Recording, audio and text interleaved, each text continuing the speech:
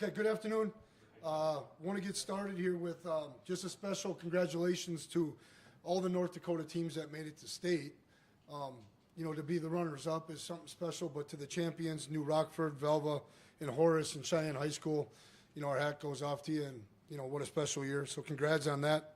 Looking back quickly on Missouri State, just offensively, 55% on third down.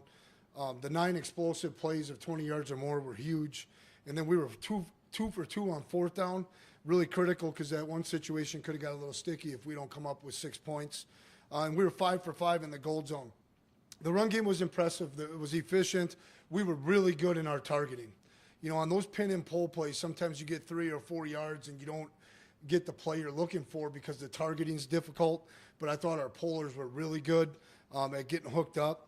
Our targeting all the way from the center out to the Z and the X receiver was at all-time high. It was really good. Our receivers and tight ends made all of our good runs great. Without those guys, you don't create explosive plays. Defensively, I don't know. You could look at it like, man, they played a great first quarter and then they were okay. I thought we were excellent. The fast start, the first drive, 3 and out, ends with a sack. The forced fumble on the very next snap, and then Bison Nation and our defense forcing offsides on 4th and 4 and a punt, or 4th and 4, and we forced a punt was just awesome. They were really good. The defense was really good in the gold zone. 50%. I think we had 4 trips we defended, and they only scored twice. Special teams, honestly, after looking at the tape, it's the first week I said we got some things to clean up. We didn't handle the pooch kicks as well as I would like. Anytime you just simply got a fair catch it, I think we should look deeper at our call. We need to be advancing the ball. The ball to be on the ground twice was disappointing. And then our kick cover team on paper was productive. We got a couple guys that need to be reading their keys and doing their job to the fullest a little bit better as we get going into South Dakota, being a very explosive South Dakota special teams units. On to the Coyotes. The respect level I have for Coach Nielsen is second to none. I mean, there's a lot of factors that go into my statement there, but the improvement since the time that I left the league and, we were playing these guys, it's really impressive.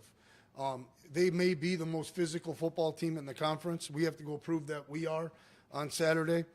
This coaching staff has always been very professional out on the road recruiting. Every time that I've come across from them, every time that we've engaged in football conversations, I think the coaching staff they have are experts within their systems. They have answers. If you're going to attack a certain area, they know how to respond. I have a great deal of respect for that. This team is very well coached fundamentally, and then from an assignment standpoint, it's a tight group. They're going to make us work and earn everything we get.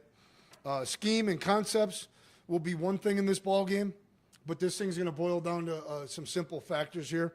All right, fundamentals, fanatical effort, okay, and who finishes blocks and tackles will be the key to victory. Our goal this week as a staff is to simply position our kids to be able to go out, play fast and confident, and to put it in their hands to where we have opportunities to make plays and to be efficient and effective on both sides of the ball. I think creating explosive plays will be the underlying decision maker in this ball game. With that, I'll open up for questions. The vibe post game was very much, we're not done yet. Kind of what have you seen from the guys in a couple of days since the end of the Missouri State game as getting ready for South Dakota? Just even some seniors talking in their talks this week have already alluded to, that these thank yous are important. But, we don't want to be done. We want to stay together. We want to play and play as long as we can together. And we're embarking on that. Everything from this point forward, every game, each and every game, there's going to be a lot at stake for both teams, and you're playing for a lot. So they're excited to continue the journey we're on and continue to write the legacy. I think I've said that a couple, 2-3 times. South Dakota's defense, one of the top scoring defenses in the country as well. Kind of what makes them so dangerous as a defensive unit? Twofold. Number one, they're winning on the offensive win rate on third downs is only 37%. And if you go down the list here, fourth down offenses are only winning 21% of the time. They've only allowed touchdowns offenses are only getting touchdowns 57% of the time. Those are critical areas. Okay, I think the +5 in the turnover margin is really solid. But they stop the run, and they force you into some uncomfortable situations. They force you to redirect your game plans often. Normally they stop the number one thing that you want to get accomplished. And so to have counter punches against them, to make them work and grind, pre-snap, we're going to have to be on point. That's what makes them special, along with having 3 players on all 3 levels that are standouts. The Gaze kid is, Nick Gaze is no joke. 8 sacks, 10 TFLs. Bryant's had 4 games of 11 tackles or more. And then I think their strong safety, their boundary safety, is physical. If you don't get him blocked, he can really affect ball carriers coming downhill. And he's had 2 INTs and 8 or 9 PBUs as well. Tim, going into the last game on the road, your last game at NDSU was at South Dakota, knowing the conference championship was on the line. I know it goes unsaid, but having a road game to do this, the challenge of doing that. Just in a weird, small way. It's just like maybe it's just what you need to really be honed in and to have that focus at an all-time high. Because I am a believer that our guys would show up and are going to show up ready to go. We've done that 11 times this year, and that's a compliment to them, their readiness, the leadership on the team. We'd like to play 12 games in the Fargo Dome every year, but the schedule is the schedule, and I think our fans are going to travel well. And I like the idea of getting into a bunkhouse and settling in for a night and waking up ready to win. Last year, NDSU ended their season playoff game down in the same spot. The score was obviously a wide spread. How do you kind of just remove the last time you guys played these guys from the docket? Well, I think you could easily just show them the first game, and then let's get into comparing and contrasting. They did this versus them. We got to keep fighting that, Russ.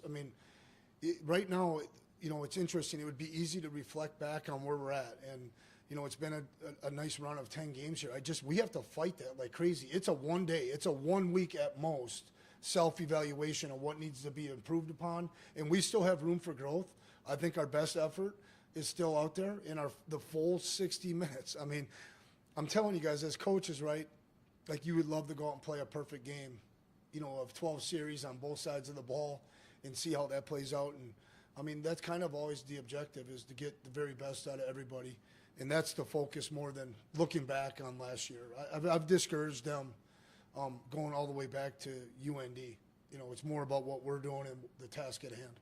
Prior to Northern Iowa, you've given up 18 total points on defense, and not that there have been poor defensive performances, but the last 2 weeks have not been to that standard. Anything on defense that you're kind of looking to zero in on? Yeah, I just had my guy Jared Taylor. He's excellent at getting me some information. When I probably just would say third down. We had a couple third and longs slip away from us a little bit there in that game, extended a drive. But ultimately, I think we're doing a really good job of applying our philosophy of, if we're going to give up some yards, fine, but let's keep the ball in front of us. I just think third down in general, and sometimes that's related to players and the availability to certain players and the things that you can do. I know Grant's working hard at it right now. I look forward to see if we can be a better third down defense, moving forward. I think you touched on it after the game Saturday, but the running backs being more focus of the offense this year, why is that important to you? Is there an identity thing there? Well, yeah, no, I really believe in some of the things that come off of, right now we're probably, I shouldn't say this, we're somewhere in the range of 70, 75 shotgun versus under center. Okay, and I don't know if that's an ideal number, and maybe that's not totally accurate if someone looks that up on Pro Football Focus. But I think some of the things that come off of underneath center, football, are really near and dear to my philosophies and my belief in this game.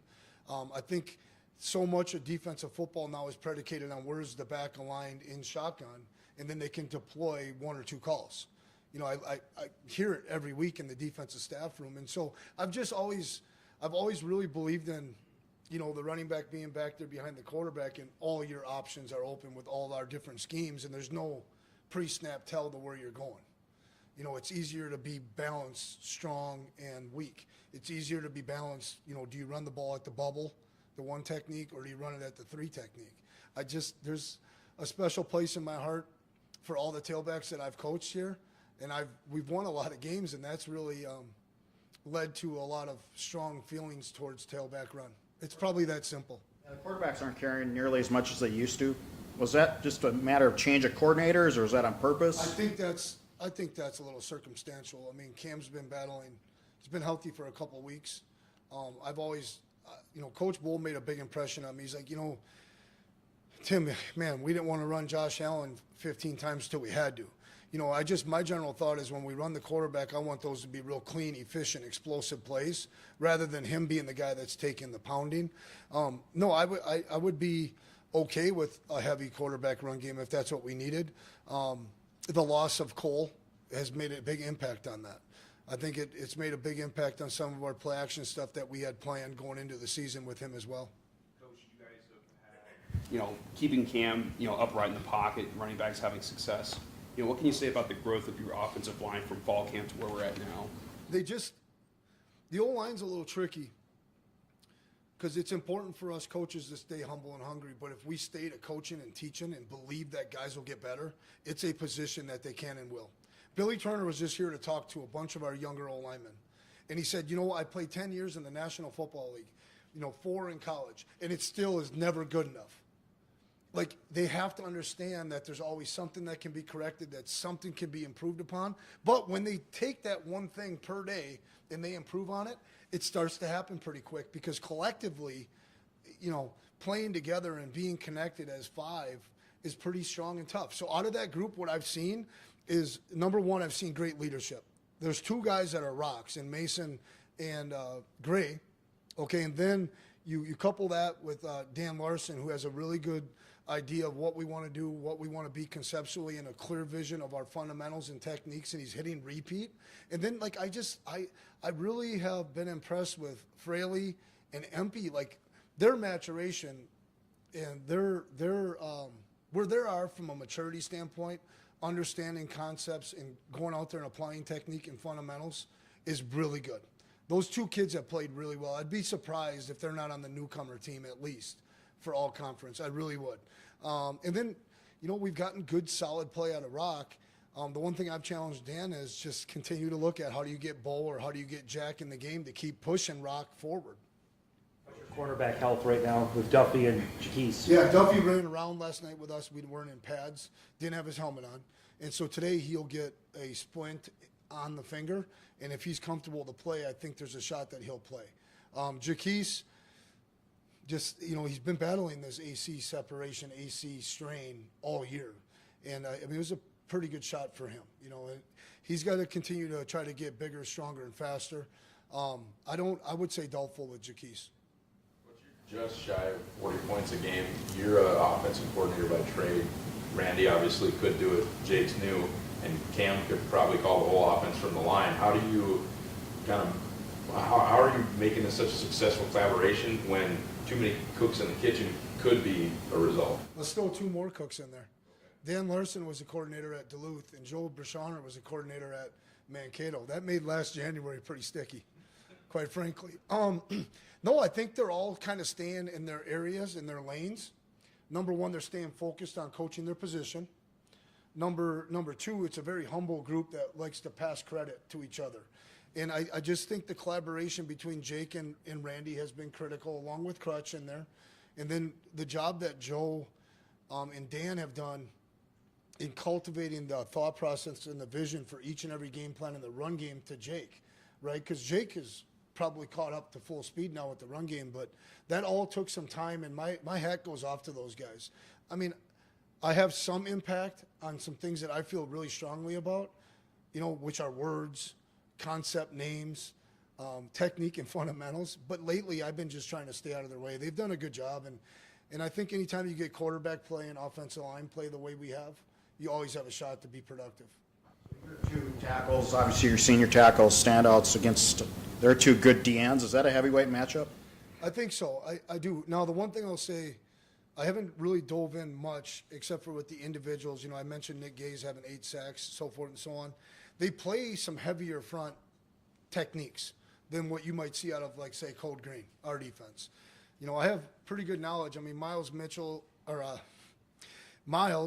okay, their safeties coach, comes from Iowa. I was around him a lot. And I have a lot of respect for Miles Taylor and Phil Parker and these Iowa guys. There's a lot of Iowa pedigree on this coaching staff.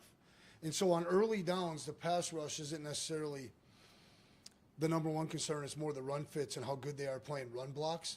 But those two guys in what they do with their DNs versus the run and on the pass, that's going to be a critical matchup for us.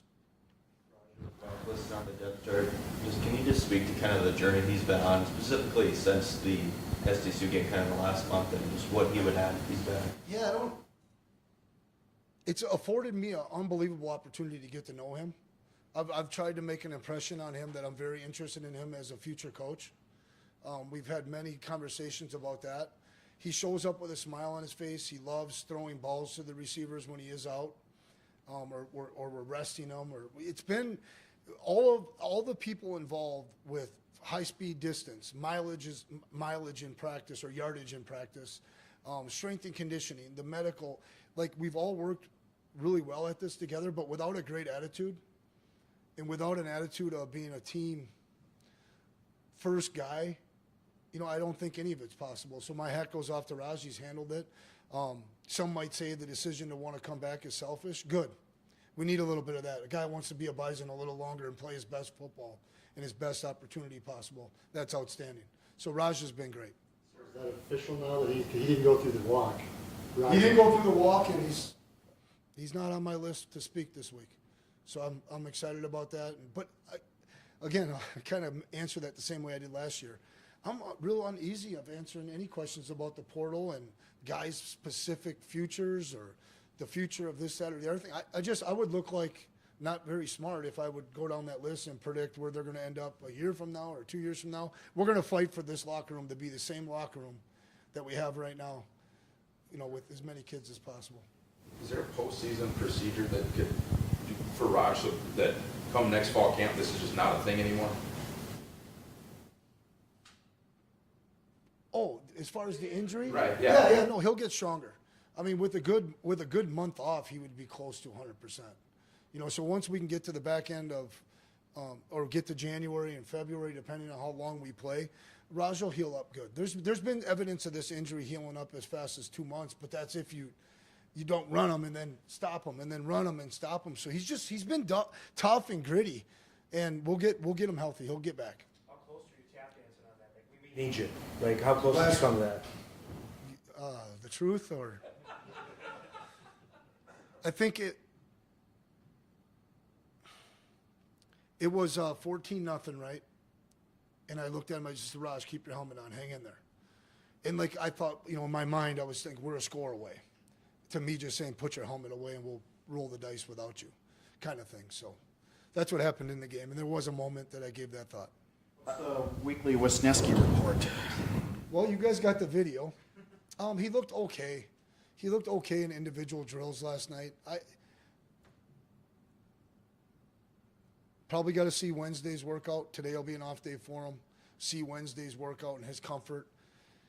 He's probably doubtful for this week again. I wouldn't even put it at questionable. You know what? I know you're just around here this year, back from this 1 year, but when you look at South Dakota and where they were even just 2 years ago, they weren't very good. And now they're one of the top, whatever they have, 4 teams or whatever in the country. What differences do you see? Do you know how they got there? I know it's, when you're coming from the outside. No, I'm looking at Steve Ferentz.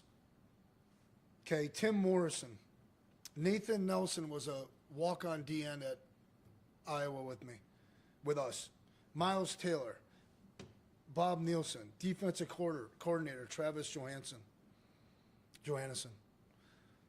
Fundamentals and physical and aggressive and belief in each other and unbelievable toughness. I can comment personally on 3 of those guys. They are tough people that are going to demand the right things in football, and my respect level for Coach Nielsen is just unbelievable. I think they've done a nice job with their transition offensively too. They've went from a pure spread passing deal, and the receiver's the all-time leading receiver in school history, but a lot of that I think was before the coaching change. And you just see that physical toughness is up there at the forefront. I think right now the way that it's shook out, the top 3 teams in the league, there's not a whole lot of difference in how we deploy things and what we're trying to get done. And then I think this year specifically, the quarterback, who I have a great relationship with his father and actually his mother, because she works right at Buffalo High School. I mean, an unbelievable family. Todd Ballman's a good friend of mine. He's done a good job of improving, and he's better this year. And conceptually, they're on point. Everything they do makes sense, and then they don't mind taking shots, and they have some tricks up their sleeve, and they've got it going pretty good. I mean, they've got our full attention. What stands out about Baldwin that's improved from last year to this year? Progression. Just bump, bump, bump. I got him charted out of 110 completions, getting to number 3 or 4. 4 or 5, at least 4 or 5 times in full field progressions, and then even in some build it type concepts, he's getting to number 3 or 4 another 5 or 6 times. And so when we're zone dropping, man, we got to be melting with that quarterback's eyes, and we got to be ball out breaks, because he's pretty good at identifying coverage, where the weaknesses of coverages are, and getting to them. And then the other thing that I think he's grown a lot, he's got total command of the run game now. He's getting multiple runs flipped away from pressures. He's doing a really good job at the line of scrimmage, running away from bad numbers. Safety rotation over here, let's go here. And he's controlling a lot of that, and he's doing a good job. And they're back showing an unbelievable understanding of defensive structure and who they're responsible to beat. That's 5's greatest strength. All right, thank you. Go ahead. Oh, yeah. We got one more? Yeah, my question was, I was making sure I could pronounce his name right. But, the quarterback Bauman, he can make a lot of plays on, with his legs and his arms, but what are you guys seeing defensively of having to? I'm not real sure he can make plays with his legs as much as some of the other guys that we've seen. I know he's a strong athlete. What I mean by that, he's a hard get-to-the-ground guy. And just going through the recruiting process with him, we were full go. I mean, at the time, we weren't going to recruit a lefty. And just he was impressive all the way to his sophomore year and all the way through it. He's a strong, big kid. He's a very mature kid. I would be shocked if he doesn't handle this environment and this situation really well. And so we're going to have to do a lot. Every quarterback has a certain amount of disruptions and hits that all of a sudden their rhythm and timing's off. We need to get home and make that a factor. It needs to be more, I guess, like the second game than it was the first.